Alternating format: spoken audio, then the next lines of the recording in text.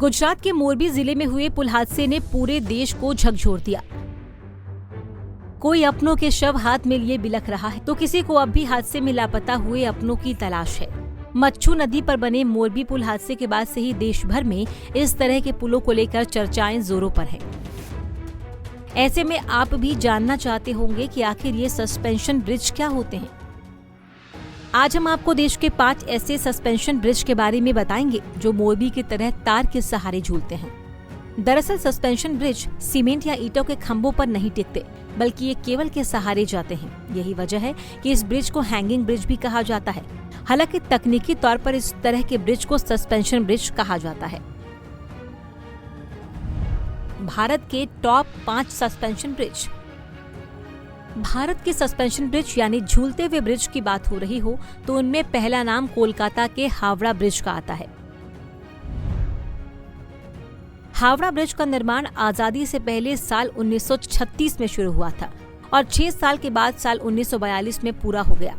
उसके बाद 3 फरवरी 1943 को इसे जनता के लिए खोल दिया गया।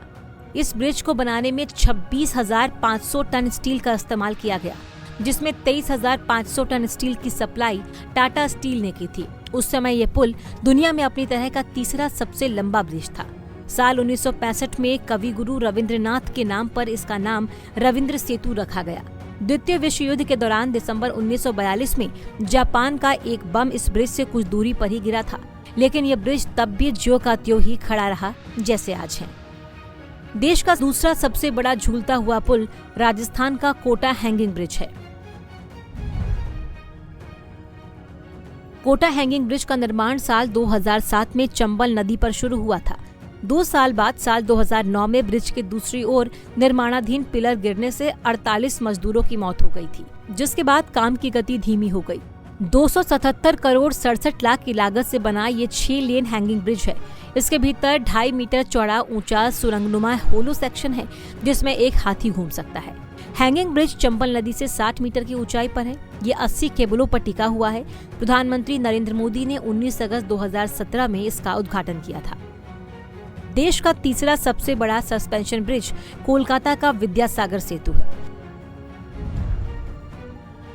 विद्यासागर सेतु भारत में तारों पर टिका सबसे लंबा पुल है। इसका नाम महान शिक्षा सुधारक ईश्वर चंद्र विद्यासागर के नाम पर रखा गया है।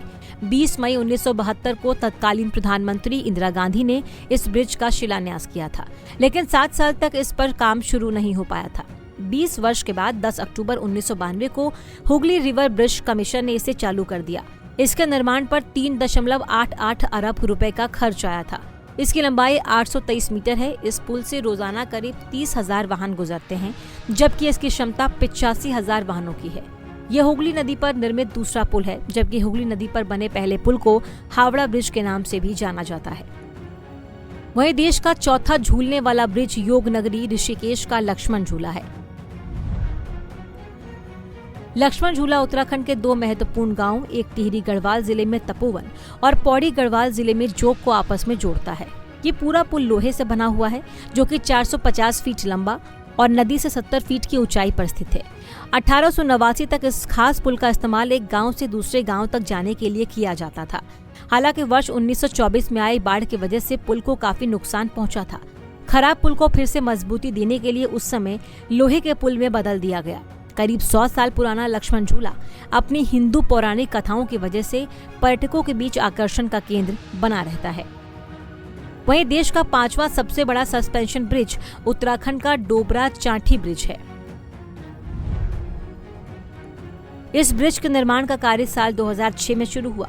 ब्रिज की कुल लंबाई 725 मीटर है। इसमें सस्पेंशन ब्रिज 440 मीटर लंबा है, जबकि 260 मीटर आरसीसी है और 25 मीटर स्टील गार्डर है।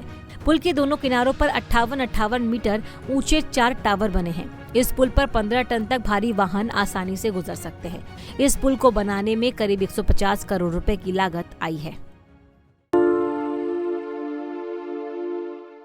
हमसे जुड़े रहने के लिए हमारे YouTube चैनल को सब्सक्राइब करें और नई वीडियो की नोटिफिकेशन के लिए बेल आइकॉन को दबाएं।